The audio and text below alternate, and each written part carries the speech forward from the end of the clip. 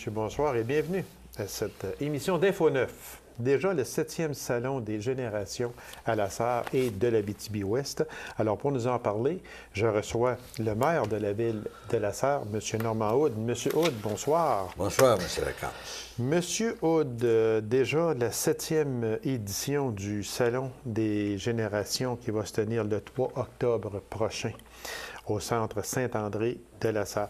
Il y a encore une belle brochette quand même. C'est encore une grosse journée que le Salon des générations. Ouais, c'est une journée qui est très appréciée de la population et puis les gens répondent beaucoup. Oui, hein? Ça répond très, très bien. Puis cette année encore, on va avoir des exposants. On va avoir une trentaine d'exposants qui vont toucher tous les secteurs d'activité. On expose. Qui vient exposer? Bon, c'est à peu près les gens de la santé, les caisses populaires, les Sûreté du Québec, probablement aussi. Oui. Québec, ils viennent informer les gens? Oui, ils sont là pour informer les agents d'assurance. On a de tous les secteurs, prévention, suicide, les clubs de l'âge d'or. J'ai la liste ici. Là, ça va vous donner une idée quand même. Là. OK. Bon, j'ai l'Association de diabète d'Abitibi-Ouest, l'Assurance Côté-du-Mont, Caisse des Jardins, la CAPAC Abitibi-Ouest, Centre d'action bénévole amicale, Centre de femmes les riches, Centre de prévention suicide, Club de l'amitié, Comité des usagers du C3S, après ça, les aurores boréales, la FADOC, Fondation de Dr. Georges. Ça touche toutes touche à toutes les couches de la société. Exactement. Puis c'est important parce que les gens, il n'y a pas une personne qui n'a pas de besoin de renseignements. Ah ben non, ça c'est On a tous de besoin de renseignements. Moi, j'ai fait le tour à chaque année, puis on a toujours quelque chose, des questions à poser. Oui, et c'est puis sûr. c'était très intéressant. Si on prend juste la Sûreté du Québec, disons. Sûreté du Québec, eux autres, ils vont venir donner des conseils aux personnes du troisième âge. Oui, je ne sais pas, barrez vos portes, ne répondez pas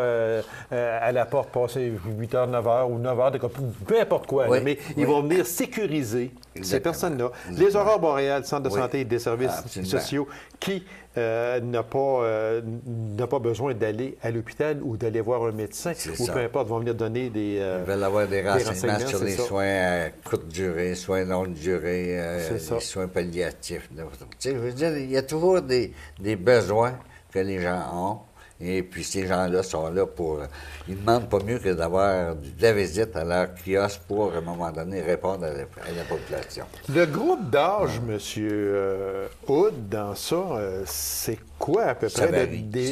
Ça varie? Oui, ça varie. Il y a des jeunes, il y a toutes les générations. Quand même, là, on peut dire, là, ça peut jouer à partir de 25-30 ans, aller jusqu'à... ça veut dire que ce ne sont pas seulement que les personnes du troisième âge qui participent au Salon des générations. Non, parce que quand même, là, les conférencières qu'on va avoir cette année, ça va être très intéressant. Et puis ça nous touche toutes. Exactement. Ça, c'est important. Fait que c'est un gros salon encore cette année. Fait que peut-être nommer juste une couple d'autres. Oui, regardez, on a la maison funéraire Blais, la maison le jardin du patrimoine, le bouée d'espoir, le regroupement des proches aidants d'Abitibi-Ouest, l'Office municipal d'habitation, vous avez le Libre Savoir, après ça, le Revenu Québec, le Revenu Service Canada, Société d'histoire et du patrimoine, c'est très, très intéressant. Beaucoup. Là, ça se développe tranquillement. La table des aînés, l'unité d'Oremy, la ville de la Sarre. Ça veut dire qu'on touche à toutes les sphères. Oui, absolument. Tous les secteurs. C'est pour ça que les gens répondent bien. Puis les exposants aussi répondent bien. Je les remercie d'ailleurs, j'en profite de les remercier parce que franchement, là, sans leur collaboration, le public, c'est important pour le public. C'est un service à rendre au public. C'est un service qui est regroupé pour une journée. Oui, et absolument. puis, les gens peuvent se dire, moi, je veux demander des renseignements au Centre de santé des services sociaux des aurores boréales. En même temps, il va passer en avant de l'atelier de la Sûreté du Québec. une question peut lui venir. Exactement. Oui. Alors, cette personne va aller poser sa question, va avoir ses réponses. Puis ils disent aussi leurs programmes où ils s'en vont, et puis les règlements. Ça, parce que le ministère des Transports a sorti des nouveaux règlements là, pour quand il y a des travaux. Les policiers sont au courant de ça. C'est ça, exactement. Ils peuvent tout expliquer ça. Puis, fait que c'est très important. On va aller avec l'horaire de cette journée-là. Qui débute à midi, ça débute à 12 heures, exactement. Ça débute à midi, et puis à 1h15, ça va être le mot du maire. Après ça, il va y avoir nos présidents d'honneur. Qui sont les co-présidents d'honneur? Le docteur Michel de Montpeau et son épouse Nicole Bruno. C'est deux personnes qui sont très impliquées à la Ville de La Sarre depuis qu'ils demeurent à La Sarre. On n'a qu'à penser à la Fondation Dr. Jacques Paradis, entre autres. C'est des deux bons bénévoles, des gens très disponibles. Et j'ai su une chose, que le docteur Guy Montpeau, c'est un peintre aussi, dans ses moments de loisirs. Ça, je ne le savais pas. Ben moi, je suis en mesure de vous le certifier parce que... ce type-là passe à sa retraite, mais il travaille encore. C'est un type qui, à un moment donné, c'est un médecin il ne laissera pas tomber la population. Non, absolument pas. Alors, les coprésidents d'honneur, c'est monsieur et madame de Montpeau. Je suis très content de les avoir approchés pour, à un moment donné, ils ont accepté, puis je suis très fier de ça. À 13h30, M. Hood, il y a une conférence de Mme Marie-Paul Dessin. La retraite, ses pièges et ses délices. Qui est Marie-Paul Dessin? Mme Dessin, c'est une auteure, une animatrice. C'est une personne qui a un doctorat en sciences de l'éducation. Elle a enseigné pendant plusieurs années et après ça, elle est devenue professionnelle. Responsable des cours, et puis c'est une personne très, très impliquée. Elle a écrit des livres aussi. C'est une personne qui, elle va parler de la retraite, elle va parler de la mémoire aussi. Puis elle va avoir un atelier. Après sa conférence, la première conférence qu'elle va donner, ça va finir vers 3h30 à peu près. À 3h30, là, après ça, elle va faire un atelier pour les gens, tester la mémoire des gens. Puis elle va mettre de l'humour aussi au travers de ça. Et puis ça devrait être très, très intéressant parce que ça, c'est on peut dire que c'est apprécié de la population quand il y a de l'humour un peu dans les sortir un petit peu du contexte que c'est sérieux, il ne faut pas faire de farce, etc. Mais aujourd'hui, on est mettre de l'humour, peu importe, dans une conférence, dans un atelier, dans notre vie de tous les jours. Il faut rire de temps en temps. Exactement. Fait qu'elle, Mme Marie-Paul Dessin, elle va faire une conférence qui s'intitule « La retraite, ses pièges et ses délices ». Puis tout de suite après ça, vers les 14h45, 15h, elle va donner un atelier. Venez tester votre mémoire. Exactement. Puis ça, j'ai bien hâte de voir ça. Je passerai pas là. Je prendrai pas de chance, M. le maire. Je viendrai quand même. Exactement. Là, à 16h30, naturellement, musiciens et danse en ligne. Bon, il y a le départ des gens qui vont être... Parce qu'il ne faut pas oublier une chose, c'est qu'il va y avoir des autobus qui vont aller chercher les gens à Sainte-Germaine et à Nord-Métal. Ça veut dire à l'entour de 11h50 à Nord-Métal puis à Sainte-Germaine. Et puis qui vont les emmener à La Sarre. Et ça va finir à 3h. Aussitôt que ça va être fini à 4h10 à peu près, les gens vont retourner en autobus. Ça, il n'y a pas de coût. Est-ce qu'il y a un coût? Non, il n'y a aucun coût. C'est gratuit, ça. Fait que les gens de Sainte-Germaine, de Nord-Métal. Sainte-Germaine, puis alentour, ceux qui peuvent aller prendre l'autobus à Sainte-Germaine. Puis Nord-Métal, Dupuis, Saint-Lambert peuvent prendre l'autobus à et c'est gratuit. C'est bon. Puis ils les retournent vers 4h10. Et puis, ça, ces gens-là, après ça, à 4h30, on va faire une activité parce qu'il y a un vide là, entre 4h30 Entre et 16h30 6h. et Mettons 18h. Ouais, 18h. OK. Fait que là, il va y avoir des musiciens qui vont faire de la musique, puis ceux qui veulent danser de la danse en ligne, qui vont être là. Qui vont être là. Ben, OK. les gens, ils aiment ça. Oui. On sait, Oui. on sait tous que la danse en ligne, les gens aiment ça. OK. Il y en a beaucoup qui pratiquent ça. Oui, exactement. Fait que, Oui. c'est pour cette raison-là Et qu'on a... chose que je peux vous dire, ce n'est pas seulement des personnes du troisième âge. Là. Non, c'est tout le Non, monde. ça, c'est tout le monde. Tout le Oui, monde, exactement. Et puis en soirée, ben, on va faire la même chose à 4 heures, à l'heure, je l'ai ici à 5 heures. OK. À 5h50, l'autobus va prendre les gens encore à Nord-Métal et OK. à Sainte-Germaine, À Sainte-Germaine. les emmener à la salle. OK. Et puis à 7h, ça va être encore le commencement de l'autre conférence qui va OK. être...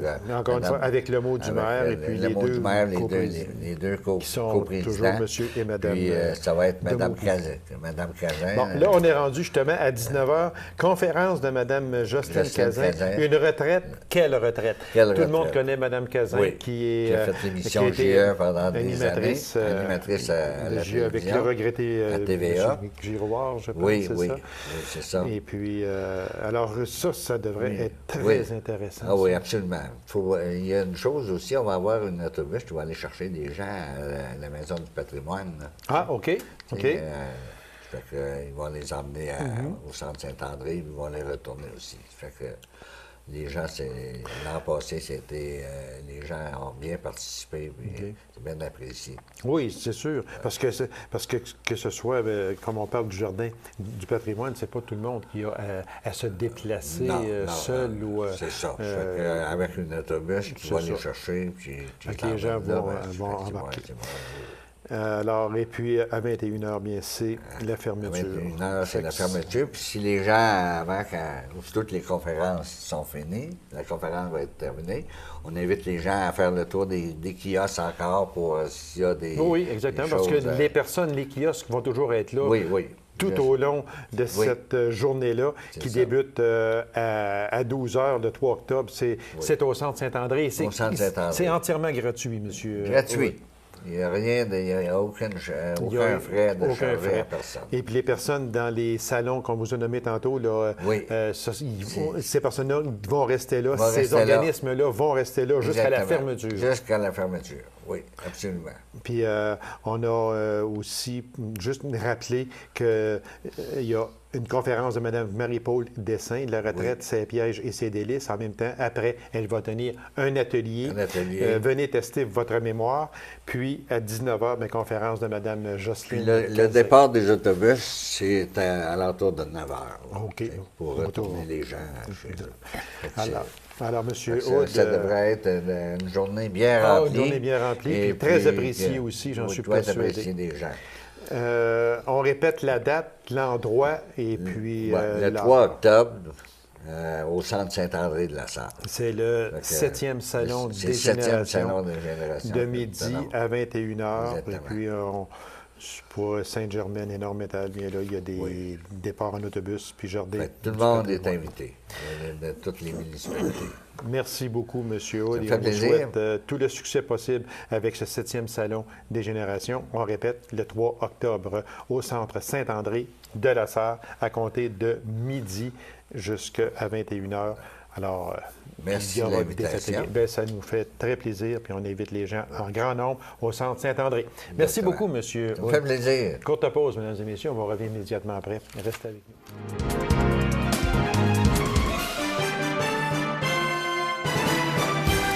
Le 5e colloque régional des gays, lesbiennes et bisexuels de l'Abitibi-Témiscamingue aura lieu le 29 septembre prochain. Alors, pour nous en parler, je reçois le porte-parole de l'événement, M. Benjamin Audette. M. Audette, bonsoir. Bonsoir. M. Audette,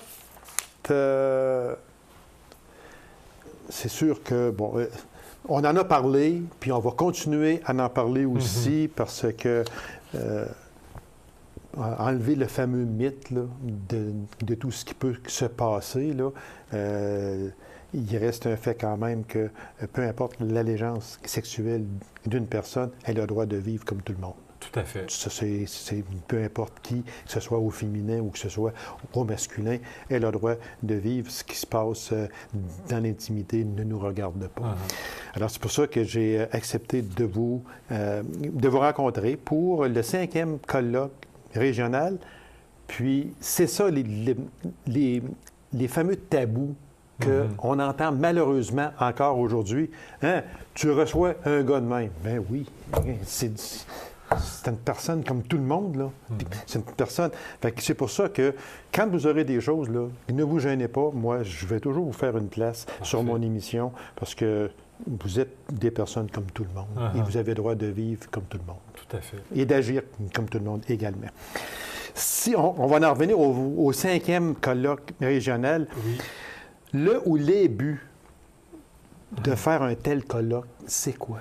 En fait, c'est de rassembler des gens pour parler de plusieurs sujets autour des réalités des personnes gays, lesbiennes, bisexuelles, étrangères aussi. Transmettre des informations, mais aussi, comme le thème de notre colloque le dit, au-delà des mots, l'action. Passer à l'action, c'est un peu comme vous disiez dans l'introduction, un peu lutter contre l'homophobie et la transphobie en région, faire en sorte que chaque personne en région, peu importe son orientation sexuelle, ait une qualité de vie, que ce soit intéressant, puis qu'elle puisse participer à la vie quotidienne comme citoyen, citoyenne, comme tout le monde. Parce que je trouve ça encore malheureux aujourd'hui, moi, des personnes. Je vais donner juste un exemple. Il y a déjà une personne, je pense que je vous en ai parlé même, il y a déjà une personne, moi, qui m'a dit quand André Boisclair était le président du Parti québécois, et qui a dit « Tu penses que je vais voter pour un gars de même, moi, qui va diriger le Québec? » C'est un être humain comme tout le monde, là, avec ses qualités et ses défauts, tout simplement. Fait que quand on est rendu là, on est encore loin, là. Il y a du chemin à faire, mais c'est pas normal. Il y a encore beaucoup de personnes qui ont des préjugés ou une manière de penser concernant les orientations sexuelles. Puis, c'est pas surprenant. On nous a habitués pendant des années et des années que c'était soit une maladie, c'était quelque chose de criminel, c'était quelque chose de malsain. Il y a beaucoup de choses qu'on a entendu dire, mais les recherches scientifiques, ce qu'on s'aperçoit, c'est que tout ça est tout à fait normal, que ça fait partie de la diversité des êtres humains. Puis il y a des gens qui sont d'orientation hétéro, il y en a qui sont homosexuels, il y en a qui sont bi. Et l'affaire qu'il y a, c'est quelque chose qui a toujours existé. Sauf qu'aujourd'hui, on sort du placard. Ces personnes-là sortent du placard de plus en plus. On a Danny Turcotte et compagnie, on en a beaucoup que... Le coming out, ils l'ont fait, puis ça l'a incité d'autres à le faire également. Fait que c'est pour ça que ça existe depuis que le monde est monde. C'est pas compliqué, là. Ça fait pas 10 ans là, que ça existe. Non. Fait que c'est pour ça. Est-ce qu'on peut dire que depuis le début de la présente décennie, est-ce que vous vous sentez plus accepté dans la société d'aujourd'hui? Oui, parce qu'on a traversé les personnes gays, lesbiennes, bisexuelles depuis, je dirais, les années 70. On a traversé plusieurs étapes par rapport à la reconnaissance juridique, les lois, le mariage qui était en 2004 ou 2005, je ne me souviens plus précisément, que le gouvernement fédéral a permis le mariage des couples de même sexe, comme les couples de sexes différents. Donc, oui, il y a eu plusieurs étapes, mais c'est du point de vue juridique, c'est du point de vue légal, mais ce qu'on s'aperçoit encore, c'est qu'il y a de l'homophobie sociale, qui fait en sorte qu'on voit encore, comme dans nos écoles secondaires, on voit encore de l'homophobie, des jeunes qui sont écœurés, intimidés par rapport à leur orientation sexuelle, mais en fait, qui n'a pas de lien, parce que le jeune, souvent, il se fait écœurer, on va se faire traiter de fif, va se faire traiter de tapette, de butch, mais n'est pas d'orientation homosexuelle. Donc, c'est ce qu'on voit aujourd'hui, c'est qu'on attaque un peu les gens par rapport à ça parce qu'ils ne correspondent pas à ce que devrait être un gars, ce que devrait être une fille. Il est pas, il est un peu entre les deux, donc on va y mettre tout de suite une étiquette.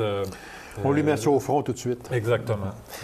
Monsieur Audette, on va revenir sur le 5e colloque qui Oui. va se dérouler en septembre prochain, le 29 septembre. J'aimerais qu'on parle du thème, Oui. au-delà des mots, l'action. Agir. Agir. Agir contre l'homophobie.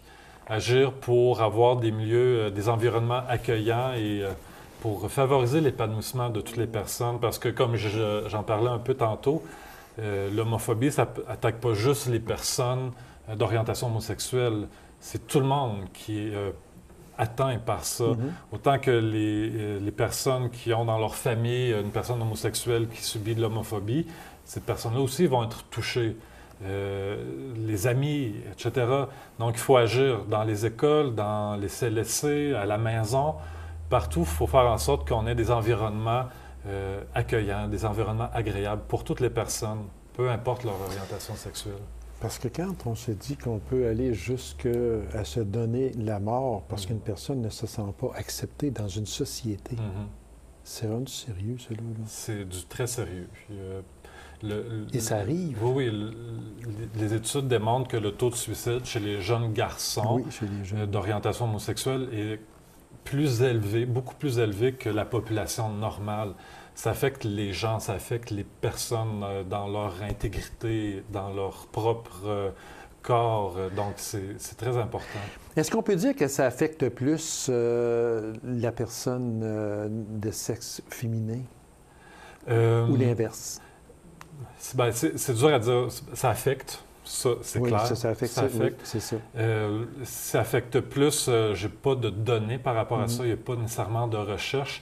Mais ce qu'on peut dire, ça peut affecter différemment. Par exemple, chez une femme, avant, mettons, qu'elle fasse son coming out, ça peut aller à l'âge adulte, dans la trentaine. Donc, il y a un bon bout de temps où la personne, la femme, va se poser des questions, va dire est-ce que je suis normal, est-ce que je dois me marier, avoir une famille, etc. Donc, il y a beaucoup de pression. Est-ce que je suis normal? Oui. Ça, là, vous venez de toucher un point sensible que les personnes se posent comme question. Est-ce que je suis normal? Tout à fait. Bien, tout à fait normal, c'est sûr. Le colloque va se tenir, on en a parlé, c'est le 29 septembre prochain. C'est Oui. à quel endroit, les heures? Est-ce qu'il y a un coût d'entrée? Oui, c'est à la polyvalente La Forêt d'Amos. OK. Ça commence à 8h15 le matin pour se terminer à 5h le soir. OK.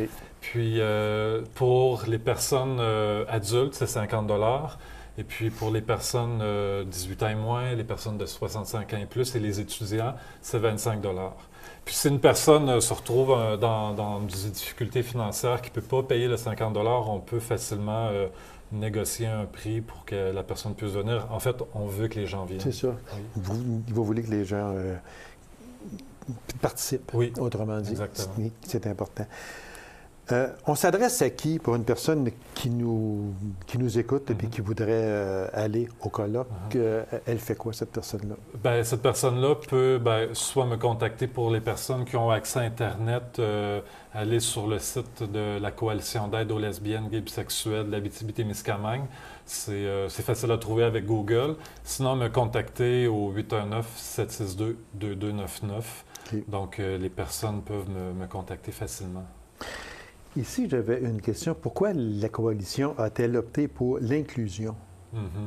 C'est une bonne question. C'est une valeur qu'on a à la coalition d'inclure toutes les personnes. Les membres de la coalition sont de toutes les orientations sexuelles. Il y a des personnes hétérosexuelles, bisexuelles, homosexuelles qui font partie de la coalition. L'inclusion parce qu'on veut que chaque personne se sente à sa place en région, partout dans le monde aussi, peu importe son orientation sexuelle. Donc, c'est important d'inclure tous les gens avec leurs idées, avec leur manière de voir à la coalition. C'est la diversité. Et avec cette diversité-là, on réussit toujours à aller un peu plus loin avec des idées qui sont différentes, des manières de voir différentes. Il y a une présidente d'honneur. Oui, Monique Giroux, qui est animatrice à la radio de Radio-Canada, Espace Musique. Espace Musique. Monique Giroux a accepté avec grande joie de venir comme présidente d'honneur à notre colloque pour une deuxième fois. Oui, elle est ici pour une deuxième fois. Oui, exactement. Il y aura des conférences, panels, ateliers, expositions de photos également. Oui. une grande diversité de sujets qu'on Ben oui, va justement, traiter. c'est ça. Autant qu'on va parler, par exemple, la réalité des personnes gays, lesbiennes, bisexuelles aînées, qui souvent vont vivre, mettons, dans les centres pour personnes âgées, puis ils n'auront pas nommé leur réalité ou qui n'osent pas, ou des fois le milieu n'est pas ouvert ou n'ira pas, fera pas le pas pour poser la question. Donc, on va parler de ça, on va parler dans le panel, je pense entre autres un père qui a, au cours des années, réussi à accepter puis l'orientation de sa fille. Oui, parce que ce que là, vous êtes après décrire les ateliers, là, Oui. mais il y en a beaucoup, Ah beaucoup. oui, il y en a beaucoup. Il y en a beaucoup, parce qu'on prend une femme lesbienne chez le Oui. docteur. Mon enfant est homosexuel, comme, Uh-huh. comme vous disiez tantôt. Et la réalité et les besoins des personnes transsexuelles, Oui. l'homophobie et la transphobie en milieu scolaire, Uh-huh. ça aussi, c'est excessivement important. Oui. Pour que vieillir soit gai, un sens à sa vie, l'homophobie, la transphobie et les milieux de travail, c'est vous qui donnez cet atelier-là? Oui, exactement, oui. Je vais poser une question, ça va être très interactif en groupe, dans le cadre d'une discussion. On va voir les possibilités pour les milieux de travail. Qu'est-ce que les milieux de travail auraient à faire? Et puis, dans mon atelier, il va y avoir des gens d'un peu partout, de personnes de syndicats, de l'Université du Québec en Abitibi-Témiscamingue, du Cégep aussi, qui seront présentes pour participer à la discussion. Est-ce qu'on peut dire que les ateliers qu'on vient de nommer, ce sont des ateliers interactifs? Oui, ben c'est la commande qu'on a faite à tous nos animateurs et animatrices d'ateliers. Que ce soit en fait que, oui, il va y avoir des présentations, les gens vont présenter certaines affaires, mais il va y avoir aussi des discussions. Parce qu'il n'y a rien de plus, en parenthèse, je m'excuse d'être un peu plate, je m'excuse du mot, là, mais seulement que j'en trouve pas d'autre pour tout de suite, un peu plate d'être assis dans une salle puis d'écouter pendant 2 heures de temps. Ah non, les gens ont toute une place pour poser leurs questions, pour mieux comprendre, pour mieux saisir qu'est-ce qui est dans les ateliers. Puis les conférenciers, je les connais, sont très ouverts et ils aiment fonctionner de cette manière-là. Alors, Monsieur Odette, on répète la date, l'endroit, l'heure et le coût. 29 septembre, à la polyvalente de la Forêt à Amos, de 8h15 à 17h. Et puis, tout le monde est bienvenu. C'est ouvert à tous et à toutes. OK. Avec un coût d'entrée de 50 $. Avec un comme coût vous d'entrée de disiez. 50 $. Mais ça peut, Ça peut se être négocier. discuté et discutable. Oui. C'est ça? Oui. Alors, on vous souhaite tout le succès possible, Monsieur Odette. Et puis, on invite les gens à participer, à ceux qui aimeraient aller à ce 5e colloque régional des gays, lesbiennes et bisexuels de l'Abitibi-Témiscamingue le 29 septembre prochain à la polyvalente de la Forêt à Amos. Merci beaucoup, M. Odette. Avec plaisir. Alors, mesdames et messieurs, merci d'avoir été là. On se donne rendez-vous à une prochaine émission d'Info 9. Au revoir.